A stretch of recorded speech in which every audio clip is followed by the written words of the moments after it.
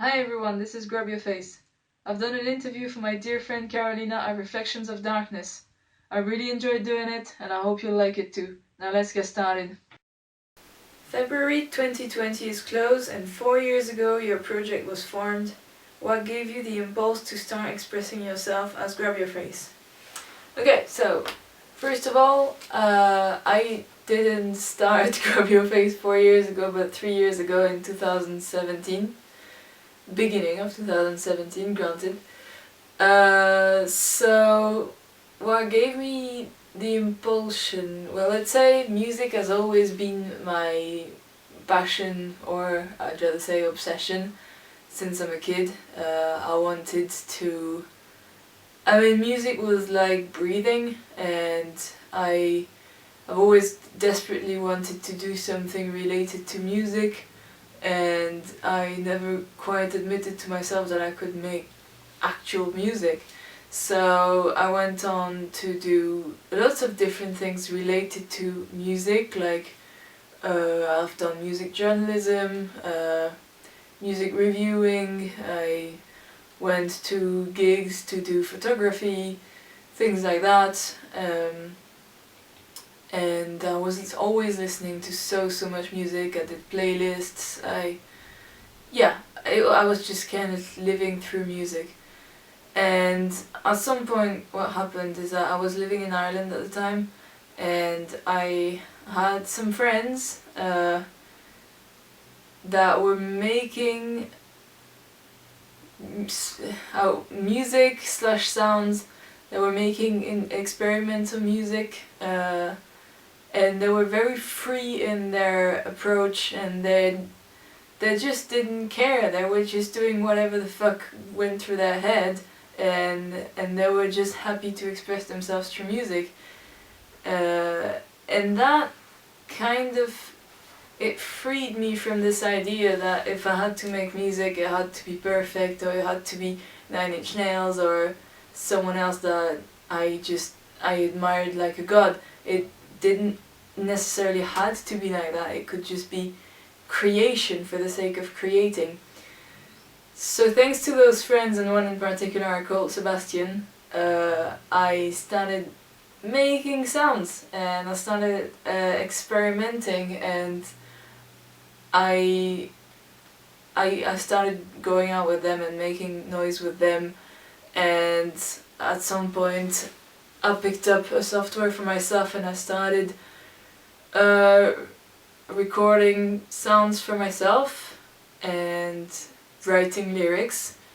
And in February 2017 I wrote my first song, which was Philophobia, and it worked out. I liked how it sounded, and it was not Nine Inch Nails, it was not Depeche Mode, but it was me, and it was Grab Your Face, which I didn't know at the time. So yeah, what pushed me to make music was an obsession for music and amazing friends that opened my mind. Your first EP was entitled Philophobia, the fear of emotional attachment / falling in love. Were you afraid of that back then? Do you think people nowadays are afraid of it in general? What might be the reason to it in your view? Jesus, that's like a philosophy homework you're giving me. Okay, so where was I afraid of it back then? Yes. Still. Relationships is something complicated for me. I always find myself feeling bad in relationships, and it's not the fault of my partner at all. It's just how I am. I think I'm not really made to be in relationships, and the problem is, despite that, I still tend to develop feelings for people, and naturally, as a human being, I guess. So I tend to develop feelings that very often are, for me, platonic, and that can become a relationship, and then I don't feel good in the relationship. So I ended up fearing having feelings. And that's something that's always followed me through my life, and that's something I've come to accept, which is as a part of me. So now I'm kind of okay being sort of asexual, which I mean I'm with myself and I'm happy with being self-partnered. So do you think people nowadays are afraid of it in general? I don't think so. I think it's quite the opposite. I think in our society there is this obsession with being in a relationship. It's part of the great big pillars of life that we have to achieve in order to be a respectable human being. And to be like a respectable member of society. So I think people actually tend to get in relationships hastily, and maybe they should consider it a bit more and consider if that person is actually good for them, or if they actually want it, or if it's just how society tells us to behave. Is your music an expression of your personal experience, or rather a comment upon what surrounds you? Are you more analytical or emotional in your art? 100% emotional and 100% personal view and personal experience. Every song I wrote started as notes in my diary, and yeah, every single song is personal, every single song is something that happened to me, and I'm not a person that talks a lot in person, as that talks about myself, and I tend to have difficulties opening up, but I put everything in my songs, and as much as I have difficulties talking to my friends about my feelings, I have no problems writing songs that strangers will hear about my deepest fear and my deepest sadness and things like that. So yeah, 100% personal. You are also a graphic designer. Does this form about complete sound creation, or do you treat it as a totally separate thing? So yes, I'm also a graphic designer, and while this is two complete different things and are two different careers, it helps enormously to be a graphic designer when you make music, because you can make all of your promotional content yourself, all your logo needs, all your banner needs, all your marketing needs, all your social media needs, you can take care of it yourself. And that's priceless, because I would have to pay for someone to do that if I couldn't do it myself, if I wanted it to be done properly. So yeah, it's complemented my musical career a lot, and yeah, and I love making Grabyourface oriented designs, because I think the aesthetic complements the music a lot, and it helps a lot for people to connect with the music. Last year I saw you accompanying Covenant and False Gods. Could you tell me more about this cooperation and the recording of the song? How did it happen that you started working with them in the first place? So that started in 2018 with Eskil contacting me kind of randomly on Facebook. We were just Facebook friends at the time, and he told me, yeah, would you like to cooperate on a song? And I was like, yes, of course. I mean, I had just released Philophobia at the time, and he bought it because he's cool like that. So he's been kind of following Grabyourface from afar. And yeah, out of nowhere he asked me if I wanted to collaborate, and I was like, of course. And he sent me 2 instrumentals to work on, to write lyrics and perform on. So that started like that. He sent me that, I worked on it, I recorded something, and I sent it back to him. And then for a few months, nothing happened. I thought they didn't like it because I didn't hear anything from them, and I kind of went on with my life. And then in the, when was it? End of 2018. So basically, when I released Keep Me Closer, they contacted me again and went like, okay, we're releasing this as an EP, and yeah, so we started making some promotional content. I started posting about it, as you know, and yeah, so that's how it happened. What was the other question? Yeah. How was it to cooperate with them? It was amazing. There's my cat. Hello. Yes. So how was it to work with them? It was amazing. For two reasons. One, they're my idols. I absolutely love Covenant. I've loved them for years, and they've been really important in my musical development. And it was extraordinary when Eskil bought my first EP to begin with. So when he asked me if I wanted to collaborate, it was like a dream come true, basically. And the second reason was that they were incredibly kind about it, and they were very respectful. They didn't look down to me because I was a smaller artist. They were very kind, helpful, and yeah, I think my respect for them was renewed by actually knowing them, than just being a fan. I mean, I already considered them as gods, and then working with them just made it even more. Like I really, really appreciate those guys. What were your impressions related to taking part of such a big tour as the Fieldworks tour?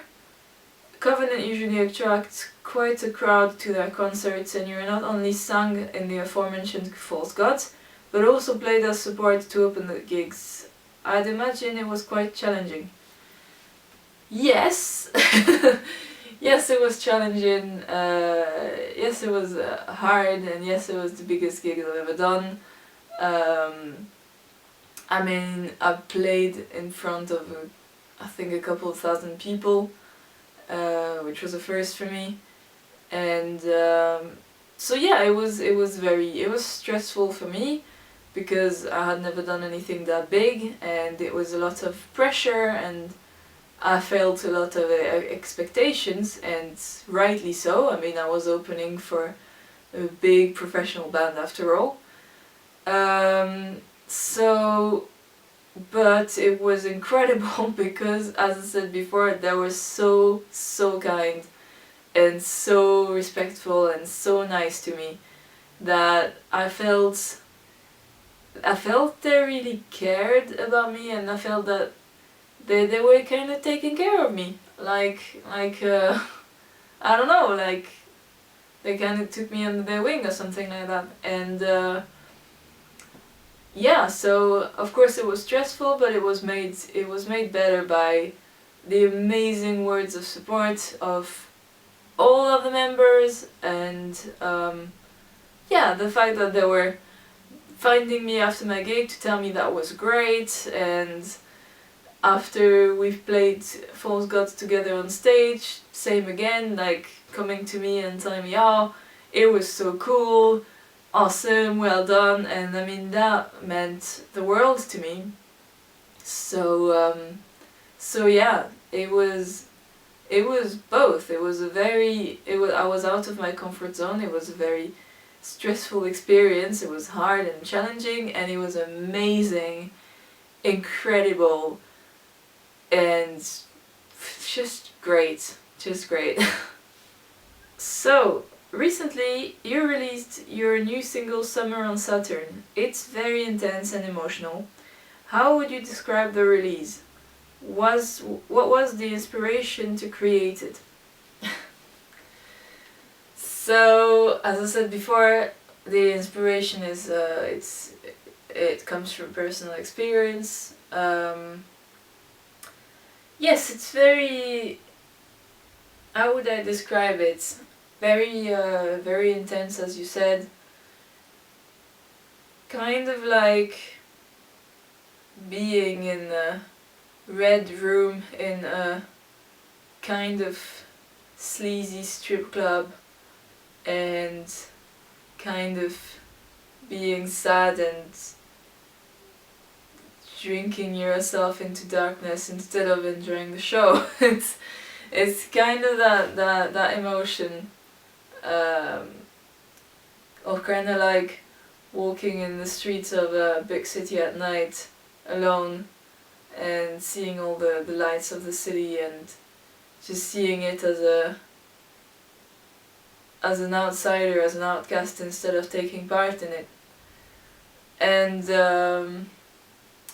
what inspired me as well for the first and second song is kind of the idea of a kind of very strange relationship between two people who kind of raw and aggressive relationship, where there's a lot that is taken and given in very intense flows like that. And you can see that on stage with my new stage partner Lila, who dances with me, and so on Summer on Saturn, where she represents that very strong partner that kind of takes a lot from you, that demands a lot, and I'm kind of suffering, and but I'm kind of addicted to this relationship, so I still give her as much as I can, and I still want her even if she's asking too much from me. And on the other hand, the second song, Pray, is the other side of this relationship, so it's basically me taking the place of Lila and talking from the almost the I don't like the term abuser in that case, because I don't really wanna. It's not really what I had in mind, but more of a taker. And so in Pray, I am the taker, and I kind of express how I feed off the other person, and I take as much as I can. I kind of eat it, and there's nothing stopping me, even if the person is on the ground gasping for air. There's no limit to that. So yeah, of course, to those songs there's a part of fiction. I mean, to all the songs there's always a part of exaggeration. Like, this did not happen to me like that. I mean, I didn't feed off someone until they collapse. But yeah, so a very intense release, no doubt. Your music carries a huge emotional load. It's melancholic and very beautiful, but at times quite aggressive. What is the main motive of your sound? Do you think of yourself as a melancholic person? So the main motive of my sounds is my personal expression. I write a lot, and that's how I started. I always wrote my whole life, and I put through words everything I was feeling, because I was not talking to people about it. So I have pages and pages of feelings that I wrote, and yeah, so this is kind of how my music is, kind of how I actually express it outside of just the pages. My sounds are a mix of what inspires me. I mean, the bands that have influenced me. So it goes as far as Fat Gadget and Depeche Mode, to aggressive industrial like Hatari, Three Teeth, bands like that, and my own personal sound expression, which tends to be very, very dark, slow, and kind of painful.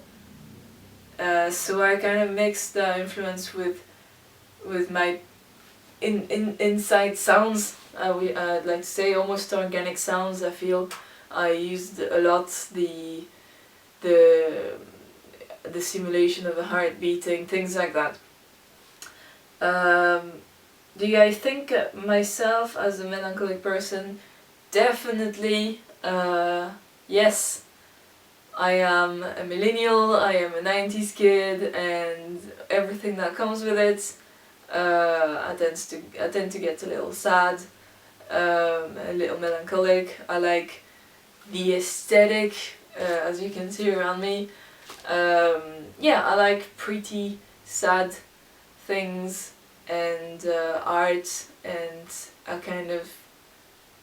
I love to linger in pretty sad art, and so yeah, I think I'm definitely a melancholic person, and I kind of accept it as part of myself as well. I don't try to change that. What would you like to achieve with your music? What are your future plans? So my future plans is to release a new EP or album. I'm not sure what it's gonna be yet. I have songs that I'm working on that have a very kind of sea-like feeling, kind of wavy and dark, of course. So yeah, I'd like to release something probably in 2020, sorry, Jesus. Something in 2020 that's gonna be C-related, and that's gonna be either a big EP or a small album. So yeah, that's a big exclusive info there.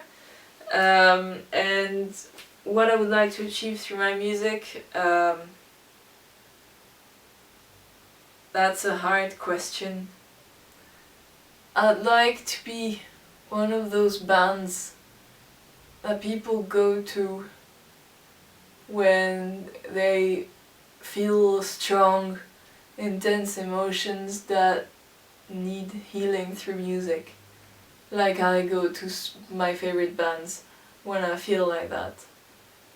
So I listen to a lot of sad music when I feel sad, and it helps. It kind of numbs. I mean, no, it doesn't numb the pain, but it kind of caresses it softly, and it helps. It kind of lets it out. You can cry, and you can feel it, and sometimes you feel better after that. So I write sad music as well, and I would like to be one of those bands. I would like people to go to Grabyourface when they have those strong, painful emotions that are violent and that are imprisoned inside them, and they need release from them through music. So that's why I make music. Thank you very much, Carolina, for this interview. I loved it. I hope you guys like it. Thank you very much. Goodbye.